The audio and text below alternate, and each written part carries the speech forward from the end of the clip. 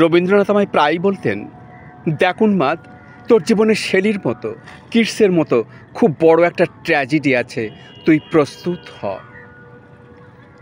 জীবনের সেই ট্র্যাজেডি দেখবার জন্যে আমি কতদিন অকারণে অন্যের জীবনকে অশ্রুর বরসায় আচ্ছন্ন করে দিয়েছি, কিন্তু আমার এই জীবনে রয়ে গেল বেশুষ্ক মরুভূমির মতো তপ্ত, মেঘের ঊর্ধ্বে শূন্যের মতো কেবল হাসি, কেবল গান, কেবল বিদ্রোহ।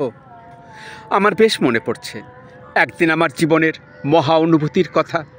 আমার ছেলে মারা গেছে, আমার মন তীব্র পুত্রশোকে যখন ভেঙে পড়ছে, ঠিক সেই দিনে, সেই সময়ে আমার বাড়িতে হাঁসনাহেনা ফুটেছে। আমি প্রাণ ভরে সেই হাঁসনাহেনার গন্ধ উপভোগ করেছিলাম। আমার কাব্য, আমার গান, আমার জীবনের অভিজ্ঞতার মধ্য হতে জন্ম নিয়েছে।